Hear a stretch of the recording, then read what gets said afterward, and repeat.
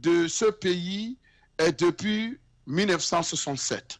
Un système de père en fils qui finalement a fini par avoir raison de tout le monde. Et alors que les forces de changement s'organisent, n'est-ce pas, mettre fin à ce système, on constate beaucoup de désordre, n'est-ce pas, au sein des forces en lutte. D'abord, nous nous sommes approchés, n'est-ce pas, des tenants du pouvoir pour leur demander de nous donner 3 raisons pour lesquelles ils pensent que Faure doit être candidat et Faure doit être président de la République au-delà de 2020. La première raison, c'est qu'on nous a dit que le papa de Faure lui a dit de ne jamais quitter le pouvoir. Raison numéro 1. Deuxième raison, on nous dit non, les militaires sont derrière lui et ils ne veulent jamais entendre parler de changement. Et la troisième raison, c'est que je veux seulement être président parce que c'est bon d'être président.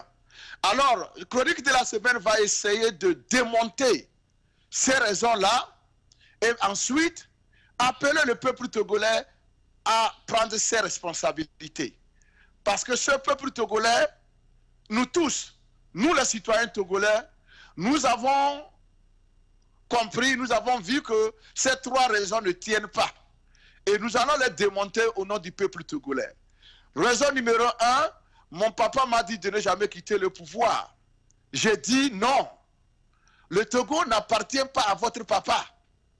Le Togo appartient à tous les Togolais. Nous aussi, nous avons des papas.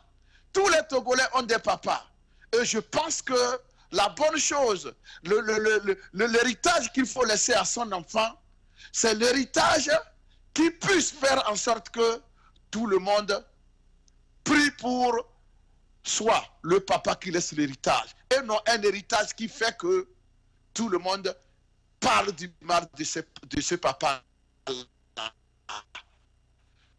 Et dit clairement que le papa qui a dit de ne jamais laisser le pouvoir n'a pas le titre foncier du Togo. C'est la raison pour laquelle nous disons que tous les Togolais qui sont propriétaires du titre foncier du Togo doivent se lever comme un seul homme, n'est-ce pas, pour arracher ce bien commun à nous tous, qui a été confisqué et qui est en train de passer de père en fils. C'est la raison numéro 1 pour laquelle il faut mettre fin à ce système. Raison numéro 2, on nous parle de l'armée qui ne veut pas. Je dis non. Il n'y a que 1% seulement de ce corps habillé qui bénéficient des délices du pouvoir. Le reste, c'est la misère. Moi, je demande à ce qu'on donne la parole à l'armée. Qu'on ne parle pas au nom de l'armée. On ne peut pas décider pour elle. L'armée togolaise, c'est une armée qui est née libre, qui est intelligente. Donnez-lui la parole. Elle vous dira ce qu'elle veut. Mais le régime se presse à parler au nom de l'armée. Alors, l'argument selon lequel l'armée a dit non, c'est un argument qui ne tient pas debout. On n'a jamais donné la parole à l'armée. Je défie quiconque dans le régime de donner la parole librement à l'armée. Il verra que l'armée va les désavouer. La troisième raison qui dit que non, c'est parce que j'aime le pouvoir, c'est pourquoi je suis là. Je dis non. On ne peut pas aimer les choses. On ne peut pas aimer une chose si cette chose-là cause le malheur des autres. Si cet amour-là fait que des milliers, n'est-ce pas, de ces citoyens meurent de faim, si cet amour fait que les milliers de ces citoyens n'ont pas de quoi se soigner quand ils sont malades, si cet amour de la chose fait que tout le monde est devenu esclave, je dis qu'il faut laisser tomber cet amour-là. Il vaut mieux laisser tomber cet amour parce que quelque part, les gens sont en train de souffrir. Alors, je demande au régime en place de tirer rapidement à sa révérence. Il a fait son temps. Après 54 ans de pouvoir, si nous avons encore des routes qui ne sont pas praticables, si nous avons encore des écoles qui ne sont pas fréquentables, si nous avons encore des dispensaires qui ne peuvent pas offrir de la nivaquine, si nous avons encore une administration qui n'est pas capable de servir son peuple, je pense que par amour de ce peuple-là, l'on doit s'arrêter et amener et permettre à quelqu'un d'autre de venir faire et nous allons voir. Alors, du moment où ce régime refuse, il veut passer en force, il revient à nous, les citoyens togolais, le peuple togolais, de prendre notre responsabilité. Et cette prise de responsabilité ne peut pas se réaliser dans les conditions, dans la situation que nous vivons aujourd'hui. Aujourd'hui, nous voyons que les partis politiques, les gens libres, les gens de la société civile, les activistes, et que sais-je encore, c'est devenu comme si nous vivons dans un panier à crabes. Tout le monde s'attaque. Au même moment, le régime qui est en train de détruire l'avenir du Togolais est libre. Personne ne lui dit rien et il avance. Pourquoi avons-nous transformé cette lutte en une lutte, c'est pas entre nous, à une lutte des forces de l'alternance contre les forces de l'alternance? Nous demandons à tous ceux qui sont concernés, nous demandons à tous ceux-là qui pensent qu'il faut arrêter cela. Nous demandons à tous ceux-là qui disent que nous voulons mettre fin à ce régime de se ressaisir. Je demande aujourd'hui qu'on observe une coexistence pacifique. Je vais m'expliquer. Cette coexistence pacifique s'explique par le fait que, oui, nous savons que entre les partis politiques, selon le programme de société de chacun d'eux, on ne pourra jamais parler d'une même voix comme on le veut. Alors, qu'est-ce qu'il faut faire? Il faut nous accepter dans nos, dans nos différences.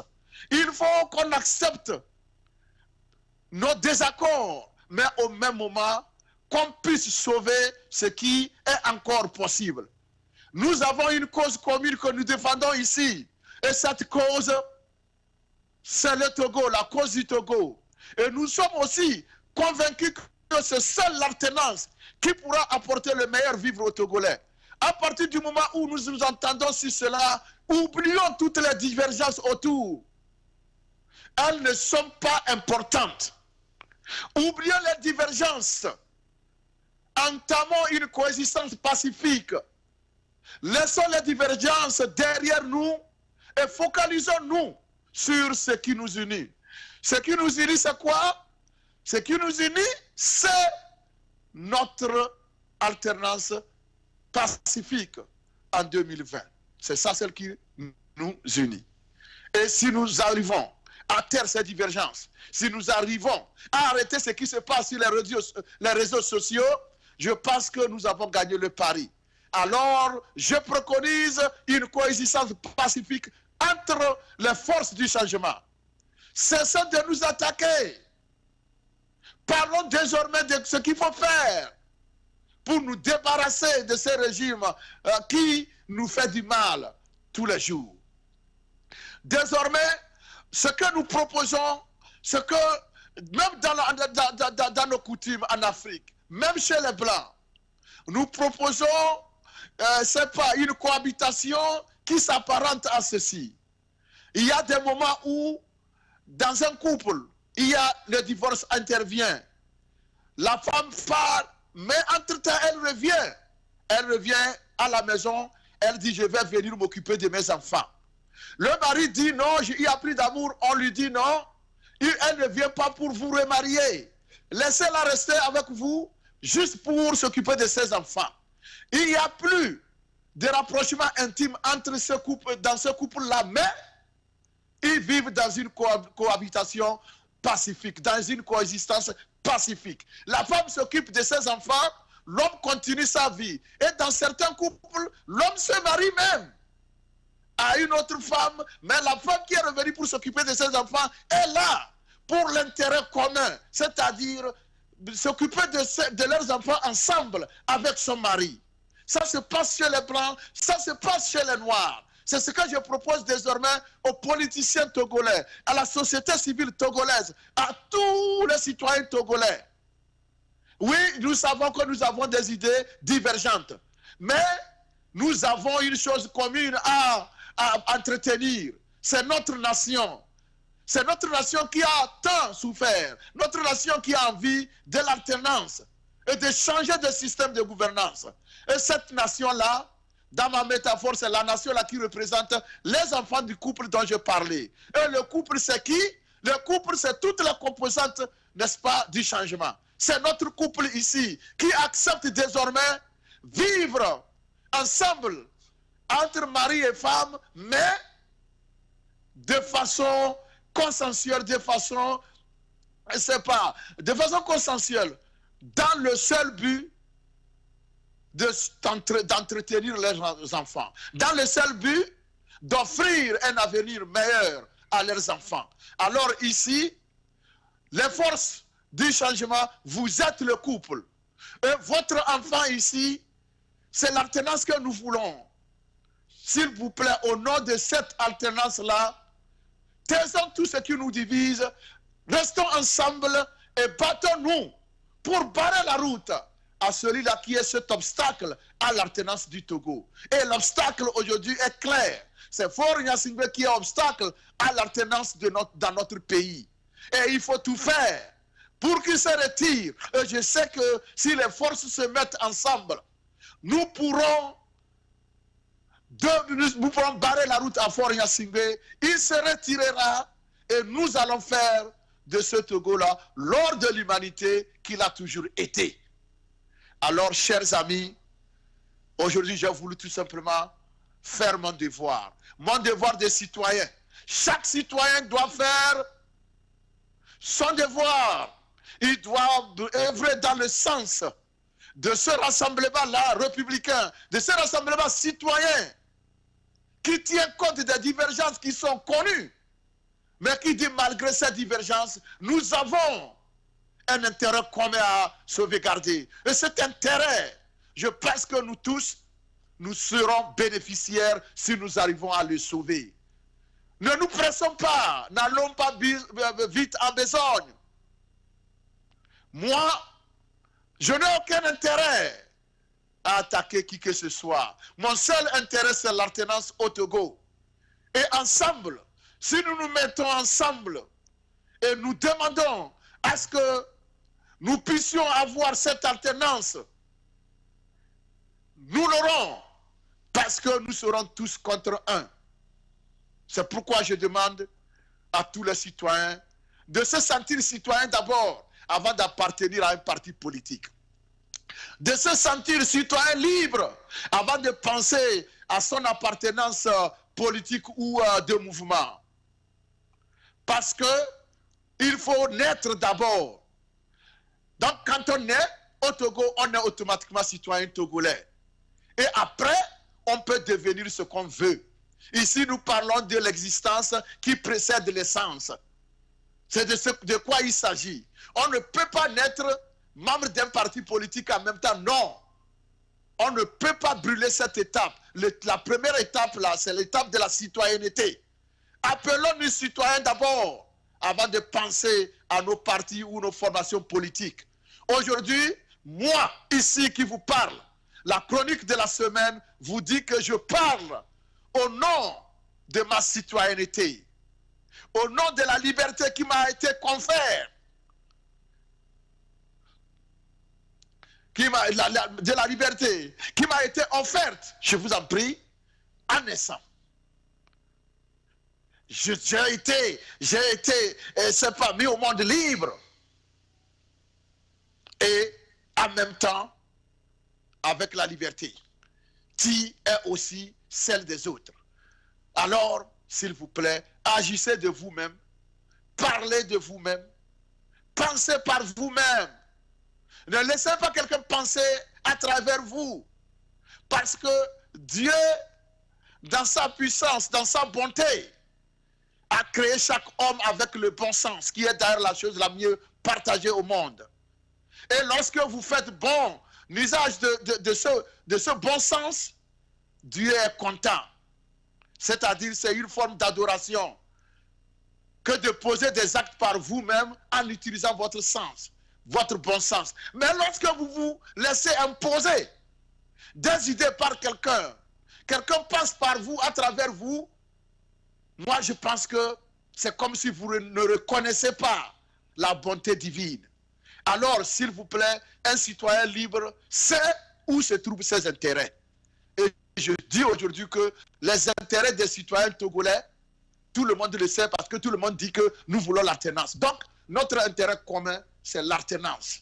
Chaque citoyen doit être libre de pouvoir, n'est-ce pas, se battre pour l'avènement de cette alternance en 2020.